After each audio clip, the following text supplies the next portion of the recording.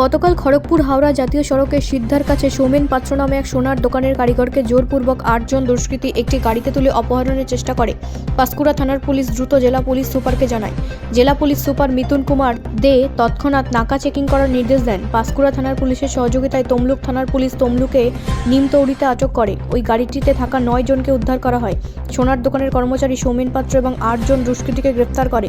পরে ওই দুষ্কৃতীদের কাছে জিজ্ঞাসাবাদ করে পুলিশ জানতে পারে যে জম্মুর জৈনবাজারে এক সোনার দোকানে কাজ করতেন সৌমেন পাত্র নামে এক সোনার দোকানের কারিগর। ওখানের অভিযোগ যে কিছু সোনা চুরি করে নিয়ে এসেছে। সম্ভবত সেই কারণেই দুষ্কৃতীরা ওকে অপহরণ করার চেষ্টা করে। অপহরণ করে পূর্ব বর্ধমানের খণ্ড ঘোষকে নিয়ে যাওয়ার চেষ্টা করে ওই দুষ্কৃতীরা। সোমবার দুষ্কৃতীদের তমলুক জেলা আদালতে তোলা হয়। পুলিশ 7 দিনের রিমান্ড চেয়েছে। অপহরণ হওয়া সোনার দোকানের কারিগর সৌমেন পাত্রের বাড়ি পশ্চিম মেদিনীপুর জেলার ডেবরাতে।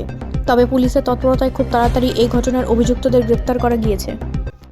গতকাল 3:15 নাগাদ আমাদের পাঁশকুড়া থানাতে একটা খবর আছে যে একজন নিয়ে চেপেই একজন ব্যক্তিকে 7-8 জন মিলে একটা গাড়িতে জোর করে ঢোকাচ্ছে, মানে যেটা অ্যাবডাকশনের মতো একটা ফিলিং হয় আইসি পাঁশকুড়ায়।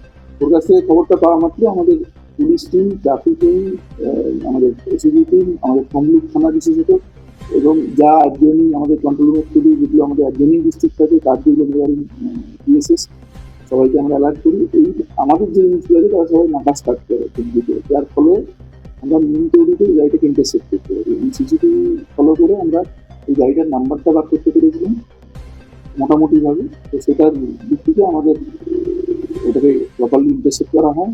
এখানে আমাদের এসআই নামিকরণ যাতে নিম তৈরিতে তমলুক থানার এসআই গাড়িটাকে ইন্টারসেপ্ট করে এবং তারপরে সেখান থেকে আমরা 9 জনকে অ্যারেস্ট করি এবং তারা এটা কনফেস করেছে যে এদের একটা এই যে সৌমেন পাত্র বলে যাকে অপহরণ করার চেষ্টা হচ্ছিল, সে জম্মুতে জৈন বাজারে শফিউল ইসলামের একটা সোনার দোকানে কাজ করতো এবং তার বিরুদ্ধে অভিযোগ হচ্ছে সে বেশ একটা গয়না চুরি বা সোনা মন্দির চুরি করে নিয়ে চলে এসেছে। তো সেটাই মূলত বিষয়।